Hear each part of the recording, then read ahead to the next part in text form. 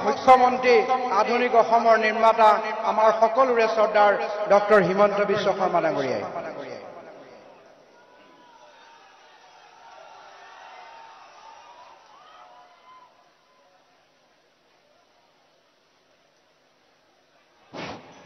খবৰ কেনেকুৱা সকলোৰে খবৰ ভাল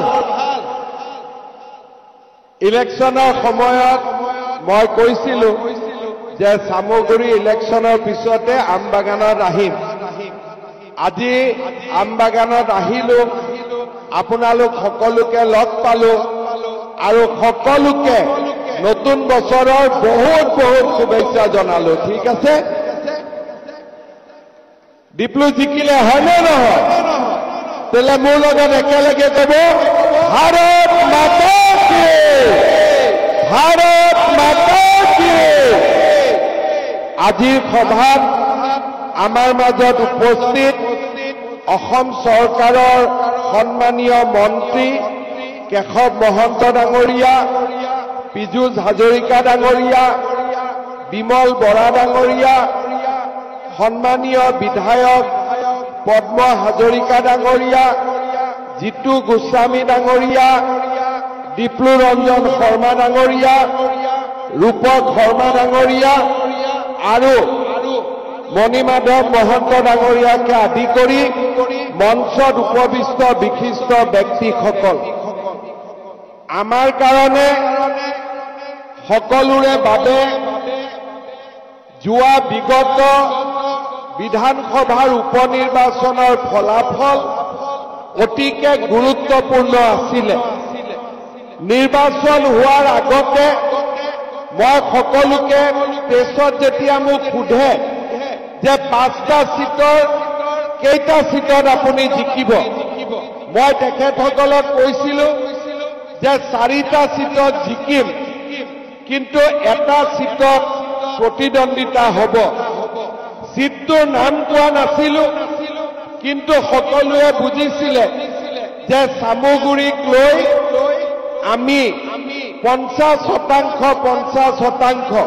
50-50 আমি হৈ আছিলো যেতিয়া নিৰ্বাচন ওচৰ চাপিলে মোক জিতু গোস্বামীয়ে ক'লে যে দাদা এইবাৰ সামগুৰিত বটা বেলেগ আপুনি ভাল কেণ্ডিডেট দিয়ক আমি সামগুৰিত জিকাই লৈ আহিম কেশৱ মহন্ত ডাঙৰীয়াই মোক কৈছিলে যে সামগুৰিত পৰিৱেশ ভাল আৰু আমি যদি সকলোৱে মিলি ইলেকশ্যন খেলো আমি ইলেকশ্যনত জিকিম মোৰ মনত ইমান বিশ্বাস হোৱা নাছিলে তথাপিতো মই ডিপ্লু ৰঞ্জন শৰ্মাক এদিন ফোন কৰি ক'লো যে পাৰ্টিৰ কাৰণে তুমি ইলেকশ্যন হাৰিব ৰেডি হয়নে নহয় তেতিয়া প্ৰথমতে ডিপ্লুৱে ক'লে যে জীৱনত প্ৰথম ইলেকশ্যন আৰু হাৰিয়ে আৰম্ভ কৰিম নেকি মই ক'লো ময়ো জীৱনৰ প্ৰথম ইলেকশ্যন হাৰিয়ে আৰম্ভ কৰিছিলো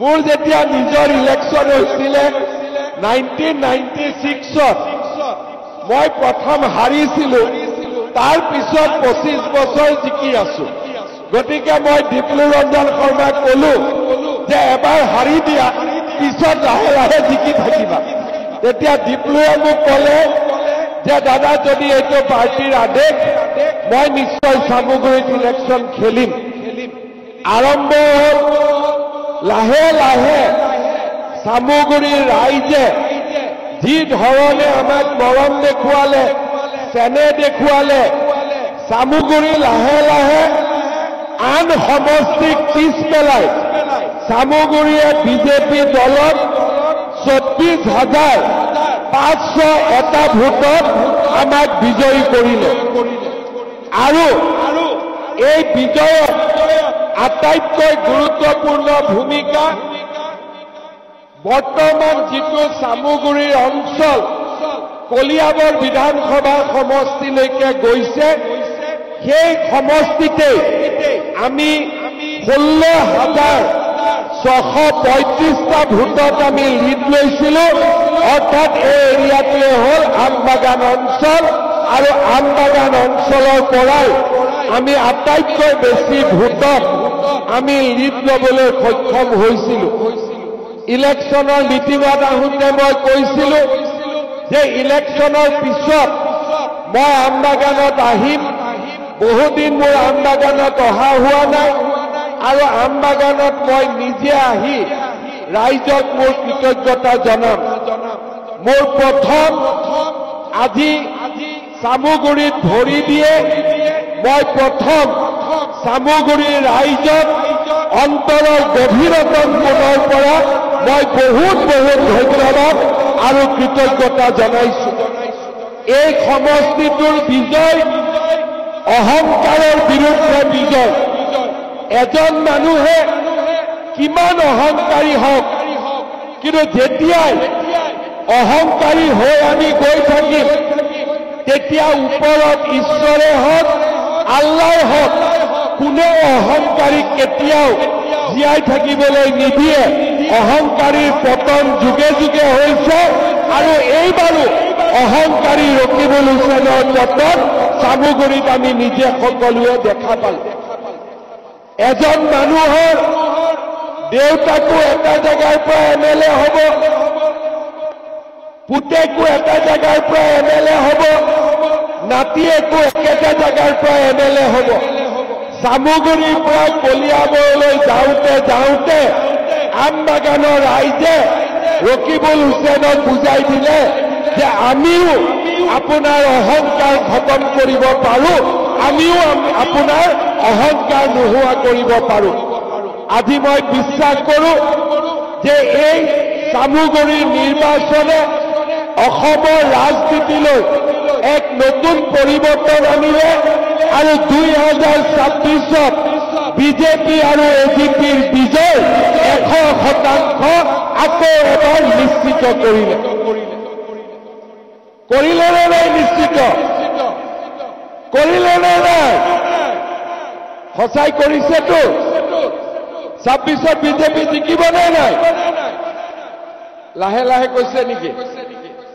জিকিব নে নাই? বিজেপি জিকিব। এজিপি জিকিব নে নাই? জিকিব, একদম জিকিব। বহুত ধন্যবাদ। এই ইলেকশ্যনত আমাক একেবাৰে ওচৰৰ পৰা আমাৰ মন্ত্ৰীসভাৰ পৰা এই ইলেকশ্যনৰ দায়িত্ব ল'বলৈ মই বিমল বৰা ডাঙৰীয়াক অনুৰোধ কৰিছিলোঁ আৰু তেখেতে প্ৰায় এমাহ ডেৰমাহ সময় চামুগুৰিত ইলেকশ্যনৰ বাবে সময় দিছিলে। আমাক সকলোকে একত্ৰিত কৰি নিৰ্বাচনটোত আগুৱাই লৈ গৈছিলে। মই ৰাইজক অনুৰোধ কৰিম আপোনালোকে বিমল বৰা ডাঙৰীয়াৰ কাৰণে এটা দীঘল হাত চাপৰি আপোনালোকে নিশ্চয় মাৰিব। শ্ৰদ্ধা ৰাইজ, কামাখ্যাত আচাৰ নিৰ্বাচনেই হওক বা ডিপ্লুৰঞ্জন শৰ্মাৰ নিৰ্বাচনেই হওক, কেশৱ মহন্ত ডাঙৰীয়া যেতিয়াৰ পৰাই এই অঞ্চলটো কলিয়াবৰলৈকে গৈছে আৰু তাৰ আগৰ পৰা তেখেতে এই অঞ্চলৰ ৰাইজৰ উন্নয়নৰ বাবে সদায় চিন্তা কৰি আহিছে। মই ৰাইজক অনুৰোধ কৰিম আপোনালোকে কেশৱ মহন্ত ডাঙৰীয়াৰ কাৰণেও এটা দীঘলীয়া হাত চাপৰি মাৰি দিব আৰু তেখেতক আশীৰ্বাদ কৰিব। এই নিৰ্বাচন আমি খেলিম নেখেলিম, জিকিম নিজিকিম, এজন মানুহে একেবাৰে ওচৰৰ পৰা এই নিৰ্বাচনত নেতৃত্ব দিছিল, দিনে ৰাতিয়ে কষ্ট কৰিছিল আৰু সেইজন ব্যক্তিৰে নাম হ'ল বৰহমপুৰ সমষ্টিৰ বিধায়ক জিতু গোস্বামী ডাঙৰীয়া। মই আপোনালোকক অনুৰোধ কৰিম জিতু গোস্বামী ডাঙৰীয়াৰ কাৰণে আপোনালোকে এটা দীঘলীয়া হাত চাপৰি মাৰি তেখেতক যেন আশীৰ্বাদ কৰে। শ্ৰদ্ধা ৰাইজ, কেইটামান মাহে হওক বা ডেৰটা বছৰে হওক চামুগুৰি সমষ্টিৰ ৰাইজে ডিপ্লুৰঞ্জন শৰ্মাক বিধায়ক হিচাপে নিৰ্বাচিত কৰিলে। ইয়াৰ পিছত চামুগুৰিৰ কলেবৰ পৰিৱৰ্তন হ'ব, নতুন চামুগুৰি হ'ব কিন্তু ৰাইজক আমি কথা দিছো নতুন চামুগুৰিটো ৰকিবুল হুছেইনৰ পৰিয়ালত আমি সকলোৱে লগ লাগি আকৌ এবাৰ পৰাস্ত কৰিম 26তো তেওঁক আকৌ এবাৰ আমি ইলেকশ্যনত হৰুৱাম এই সংকল্প আজি আমি ইয়াতে গ্ৰহণ কৰিছো মই ডিপ্লু ৰঞ্জন শৰ্মাক আজি অভিনন্দন জনাম যে তেখেতে সুন্দৰভাৱে নিৰ্বাচন প্ৰতিদ্বন্দ্বিতা কৰিলে ৰাইজৰ মৰম আদৰ আৰু তেখেতে বিপুল ভোটত বিজয়ী হ'ল মই আশা কৰোঁ ডিপ্লু ৰঞ্জন শৰ্মা ডাঙৰীয়াই কেশৱ মহন্ত ডাঙৰীয়াৰ সৈতে লগ লাগি এই বৃহত্তৰ আমবাগান অঞ্চলৰ ৰাইজৰ উন্নয়নৰ কাৰণে কাম কৰিব আৰু মই মুখ্যমন্ত্ৰী হিচাপে ডিপ্লু ৰঞ্জন শৰ্মাক সকলো ধৰণৰ সহায় আৰু সহযোগিতা আগবঢ়াম কেশৱ মহন্ত ডাঙৰীয়াক সকলো ধৰণৰ সহায় আৰু সহযোগিতা আগবঢ়াম শ্ৰদ্ধাৰ ৰাইজ আজি আমবাগানত মই অহাৰ সময়তে স্থানীয় ৰাইজে মোক কেইবাটাও আমবাগানৰ উন্নতিৰ বাবে দাবী উত্থাপন কৰিছে প্ৰথম দাবী হ'ল যে আমবাগানত 30খন বিচনাযুক্ত এখন মডেল হস্পিটাল নিৰ্মাণ কৰিব লাগে ৰাইজক মই প্ৰতিশ্ৰুতি দিছো আগষ্ট মাহৰ আগতে ইয়াত মডেল হস্পিটাল নিৰ্মাণৰ কাম আৰম্ভ হ'ব এই প্ৰতিশ্ৰুতি মই আজি আপোনালোকক দিব বিচাৰিছো আপোনালোকে আমবাগান বজাৰৰ পূজা বাৰীখন অত্যাধুনিক ৰূপত আপোনালোকে সজাবৰ বাবে মোক অনুৰোধ কৰিছে মই পূজা বাৰীখনৰ কাৰণে আজিয়েই 50 লাখ টকাৰ অনুদান এটা আজিৰ সভাতে মই আগবঢ়াইছো শ্ৰদ্ধাৰ ৰাইজ আপোনালোকে লাওখোৱা চিকিৎসালয়খনকো মডেল হস্পিটাল নিৰ্মাণ কৰিব কৈছে মই লাওখোৱা চিকিৎসালয়খনো মডেল হস্পিটাল হিচাপে আপোনালোকক নিৰ্মাণ কৰি দিম আগষ্ট মাহত 2খন হস্পিটালৰ আধাৰশিলা আৰু নিৰ্মাণ কেশৱ মহন্ত আৰু ডিপ্লু ৰঞ্জন শৰ্মাই আৰম্ভ কৰিব ইয়াৰ লগতে আমবাগান উচ্চতৰ মাধ্যমিক খেলপথাৰখন অৰ্থাৎ এইখন সুন্দৰ কৰি দিয়াৰ বাবে অনুৰোধ কৰিছে এই খেলপথাৰখনৰ বাবে মই আজিৰ সভাতে 2 কোটি টকাৰ অনুমোদন এটা ঘোষণা কৰিছো আৰু সুন্দৰভাৱে আমি এই খেলপথাৰখন নিৰ্মাণ কৰি দিম লাওখোৱা উচ্চ মাধ্যমিক বিদ্যালয়খনত উচ্চতৰ মাধ্যমিকলৈ উন্নীত কৰিব লাগে আজিৰ সভাতে মই ঘোষণা কৰিছো লাওখোৱা উচ্চ মাধ্যমিক বিদ্যালয়খনত আমি প্ৰথমতে আৰ্ট হিচাপে আমি ইয়াক উচ্চতৰ মাধ্যমিকলৈকে উন্নত কৰি দিম তাৰ উপৰিও আমাৰ আমবাগান উচ্চতৰ মাধ্যমিক বিদ্যালয়খন সুন্দৰ কৰি নিৰ্মাণ কৰাৰ বাবে আজিৰ সভাতে মই 8 কোটি টকা একেলগে মই ঘোষণা কৰিছো 8 কোটি টকাৰে সুন্দৰভাৱে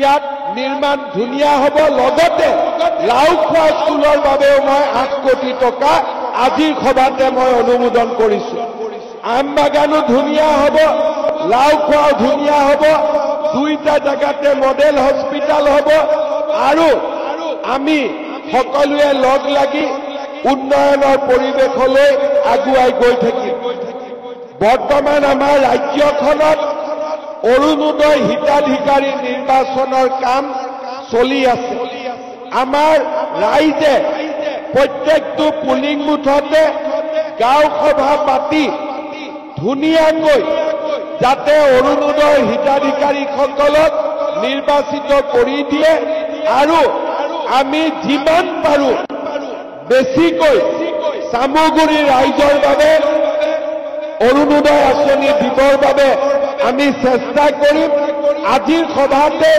চামুগুৰি ৰাইজৰ বাবে মুখ্যমন্ত্ৰীৰ বিশেষ কোটাৰ পৰা মই অতিৰিক্তকৈ আৰু ২,৫০০ অৰুণোদয় বেলেগ সমষ্টিৰ তুলনাত মই বেছিকৈ এই সমষ্টিৰ ৰাইজৰ বাবে আজিয়ে মই ঘোষণা কৰিছো যাতে মেক্সিমাম পৰিয়ালে আমাৰ ইয়াতে অৰুণোদয় আঁচনি পাব পাৰে। ইয়াৰ উপৰিও যিসকল মহিলাই আমাৰ উদ্যমিতা আঁচনিত আবেদন কৰিছে ১০,০০০ টকাটো কেতিয়া আহিব চিন্তা কৰি আছে, আপোনালোকে চিন্তা নকৰিব, নিৰ্দিষ্ট সময়ত ধুনীয়াকৈ ১০,০০০ টকাটো সোমাই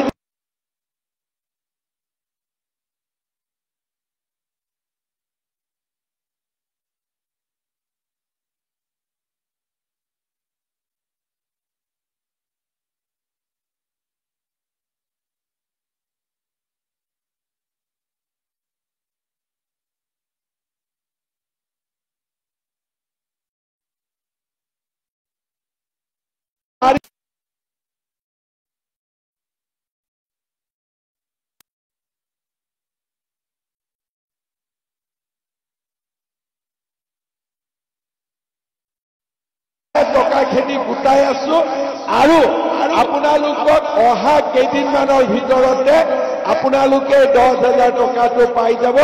একেবাৰে চিন্তা নকৰিব, ঠিক আছে? আপোনালোকে এইটো বিষয় লৈ একেবাৰে চিন্তাই নকৰিব, মোৰ ওপৰত এৰি দিব।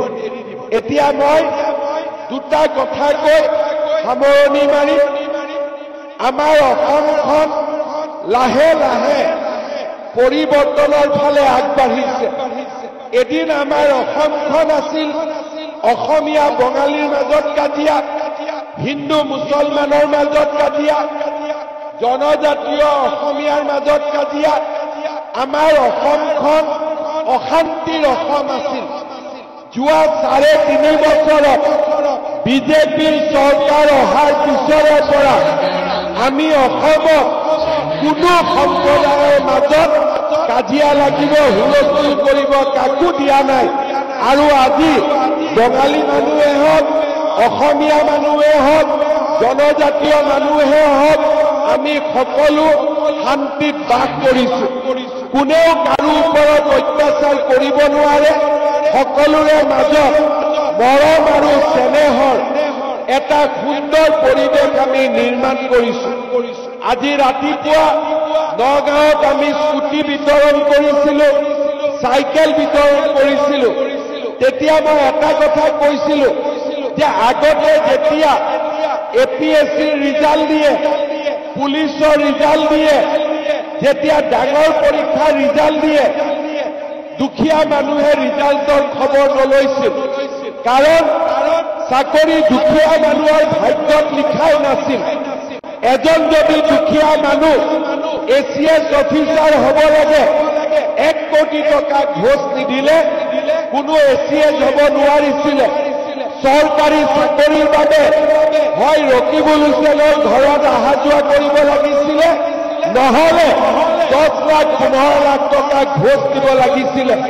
পুলিচত ল'ৰা দৌৰে, যোনে দৌৰি পাছ কৰে সি চাকৰি নাপায়, যোনে দৌৰি ফেল কৰে সি চাকৰি পায়। আজি আমি অসমত এটা নতুন পৰিৱেশ সৃষ্টি কৰিলো। চাকৰি কোনে পাইছে? মন্ত্ৰীৰ খোল খালি একে নহয়। চাকৰি কোনে পাইছে? ডাঙৰ অফিচাৰৰ ল'ৰা ছোৱালীয়ে নহয়। চাকৰি কোনে পাইছে? গাঁৱৰ তৰকাৰী বেপাৰীৰ ল'ৰা, গাঁৱৰ পকৰি বিক্ৰী কৰা দোকানী আৰু গাঁৱৰ বিধৱা মানুহৰ ল'ৰা ছোৱালীয়ে আজি অসমত চৰকাৰী চাকৰি পাই এইখন অসম আমি নিৰ্মাণ কৰিছো। আজি ল'ৰা ছোৱালীয়ে স্কুলত পঢ়িব যায়, সকলোৱে জানে যে মই যদি পঢ়া শুনা কৰো, মামা আছে, মই টকা নিদিয়াকৈ চৰকাৰী চাকৰি পাম। এইখন অসমত য'ত কংগ্ৰেছৰ দিনত ১ কোটি টকা ঘোষ লৈছিলে, আজি ল'ৰা ছোৱালীয়ে পঢ়া শুনা কৰি চৰকাৰী চাকৰি পায়। যোনে চৰকাৰী চাকৰি নাপায় তাক উদ্যোগ আৰু ব্যৱসায় কৰিবৰ বাবে চৰকাৰে সহায় কৰে। আৰু আজি আমাৰ অসমখনত আমি এটা নতুন পৰিৱেশ নিৰ্মাণ কৰিছো।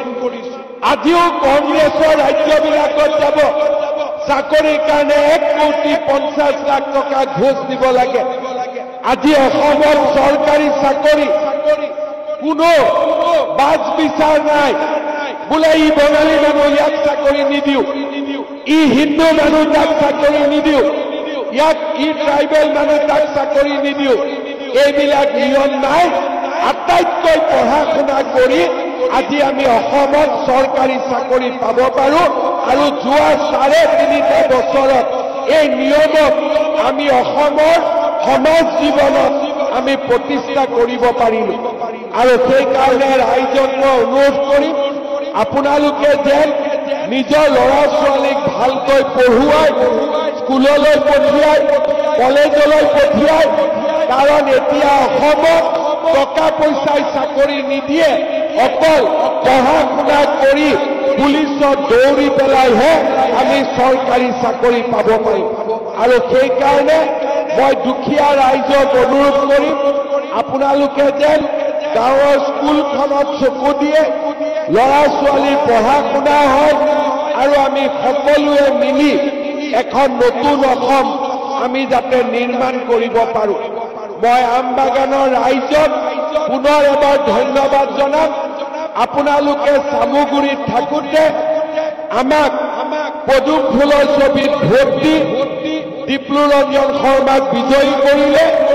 26ৰ ইলেকশ্যনতো কলিয়াবৰ সমষ্টিত আপোনালোকে যাতে হাজাৰ হাজাৰ ভোটত আমাৰ মিত্ৰ দলৰ প্ৰাৰ্থীক বিজয়ী কৰে, তাৰ বাবে মই আজিয়ে আপোনালোকক অনুৰোধ কৰি থৈ গলো।